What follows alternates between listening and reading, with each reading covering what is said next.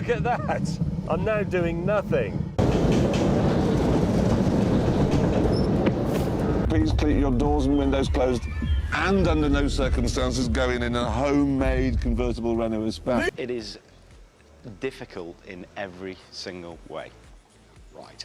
You've got to rely on Robin. Park your cars there, put them in neutral, apply the handbrake, get out, you get £100 if it stays where it is. Water level drops below the bottom of the steering wheel, you will stop. The person who covers the greatest distance is the winner. Number 5, Choo Choo Train. In one of the classic episodes of Top Gear, Clarkson and the gang take on the ambitious task of creating cheaper trains. Now, when you think of trains, you probably picture those big, sleek machines gliding along the tracks. But these guys had a different idea entirely. Their plan? Attach caravan carriages to cars and slap on some train wheels. Sounds wild, right? Well, that's Top Gear for you. The craftsmanship put into modifying the cars is downright impressive. But here's where the real fun begins. Clarkson, May, and Hammond, being their usual competitive selves, start throwing shade at each other's creations. May rolls out his traditional train, which is basically an Audi S8 pulling 4 caravan carriages. Meanwhile, Clarkson unveils his sports train, a Jaguar XJS convertible towing an open-top carriage. What Jeremy's built essentially is a business jet, but that's out of the reach of the vast majority of people. The sensation of being in a car but on the railway is just the maddest thing I've ever seen. And that's it, so now we'll be on our way. Oh dear! Bye! Look at that! I'm now doing nothing. Cue the banter and Clarkson's classic one-liners. These guys never miss an opportunity to rib each other, and this episode is no exception. The debate over whose train is superior heats up until they decide there's only one way to settle it: a race. And that's where things take a hilarious turn. As they zoom down the makeshift tracks, disaster strikes. The poor souls riding as test passengers, including members of the Railway Inspection Authority, find themselves in for a wild ride they'll never forget. The editor of Railway Express magazine, basking in the shadow of my magnificence. Now, this is more of a palaver than on the motorway, but I am now in the overtaking lane.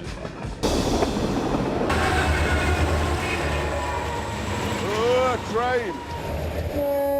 This isn't the fastest train in the world. I'm sure Jeremy will claim his goes faster, but ours carries more people. So, what started as a noble attempt to create budget-friendly trains turns into a chaotic, laughter-filled adventure. But hey, that's Top Gear for you, always pushing the boundaries of automotive entertainment in the most unpredictable ways. Number 4, Renault Espace Convertible. The infamous Renault Espace Convertible episode, a true Top Gear classic. If you thought converting a people carrier into a convertible was a recipe for disaster, you'd be absolutely right. Clarkson, Hammond, and May, the intrepid trio, set out on yet another harebrained adventure, this time with the noble goal of turning a Renault Espace into a convertible. Sounds like a fun challenge, right? Well, buckle up, because it's about to get wild. From the get-go, it's chaos. Despite their best efforts, Murphy's Law seems to be in full effect. Anything that can go wrong does go wrong. Take their trip to the safari park, for example. They figured the Espace could double as a tour van, but instead of enjoying the wildlife, they end up with a monkey-induced catastrophe. That's right. A cheeky primate decides to play demolition derby with the roof, leaving it in tatters. But wait, it gets even better. You must now go to Woburn Abbey Safari Park and drive your convertible through the wild animal.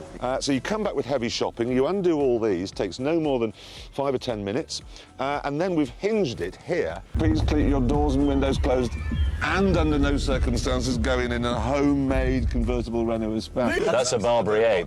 He is. Ah! No, you got to stay there after you knocked me. Off. Or worse, depending on your perspective. The raggedy remains of the roof somehow get jammed into a car wash. What could possibly go wrong, right? Well, cue the dramatic music, because things take a fiery turn.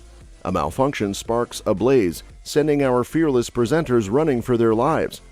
It's moments like these that remind us why we tune into Top Gear, for the sheer unadulterated mayhem and hilarity that ensues when Clarkson, Hammond, and May are let loose with a wrench and a dream.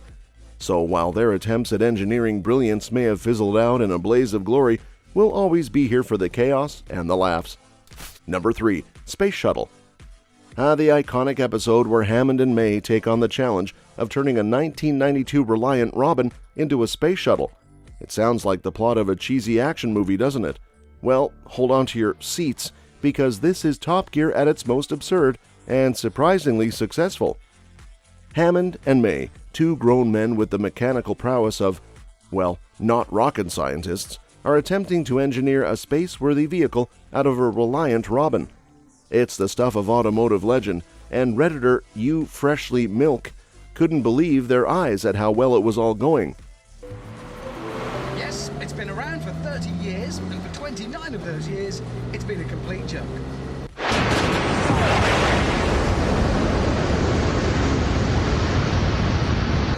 We're going to see if the Reliant Robin has the makings of a spaceship. It is difficult in every single way. Right. You've got a Reliant Robin. And honestly, neither could Clarkson, the perpetual skeptic of the group. Despite the inevitable mishaps and clownish antics that ensue, because let's face it, it wouldn't be Top Gear without them, Hammond and May actually managed to pull it off. Against all odds, they cobbled together a contraption that looks suspiciously like a space shuttle, and unbelievably, manages to take off. But of course, this is Top Gear we're talking about, so it's not long before reality comes crashing down, quite literally. The triumphant flight is short-lived, as their makeshift space shuttle meets a less than graceful end in a spectacular crash. And what's Clarkson's response to this chaos? Infectious laughter, of course. It's moments like these that make Top Gear the beloved show it is, a perfect blend of automotive innovation, comedic genius, and good old-fashioned mayhem. So while Hammond and May not have reached the stars, they certainly provided us with one heck of a ride, and Clarkson's laughter is just the cherry on top.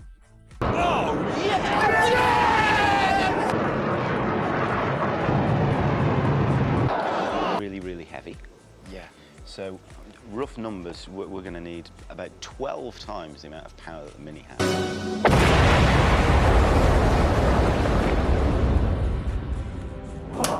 Turn it into the most difficult of all spacecraft.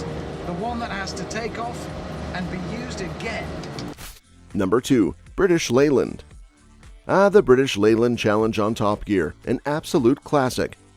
3 blokes, Jeremy, Richard, and James, each proudly are showing off their British Leyland buys, all in the name of celebrating the company's 40th anniversary. Now, these cars weren't exactly pristine showroom specimens. Jeremy rocks up in a Rover SD1 that he's managed to snag for a steal, despite its laundry list of non-working gadgets. Richard's Dolly Sprint arrives next, boasting about its fancy 16 valves and alloy wheels, but let's not ignore the fact that it's essentially made of floorboards. And then there's James, rolling in with a Princess that's as brown as a chocolate bar from the 70s.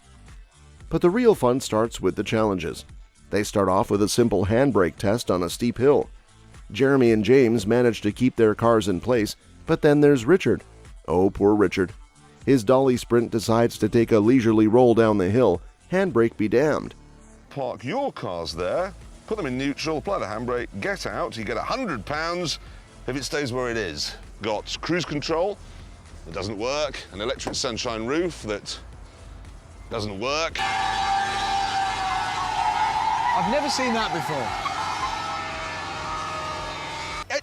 That's not gone well. Sorry. Sorry, that's gone badly wrong. Cue the laughter and the teasing from his mates. Then comes the pièce de résistance, the water test.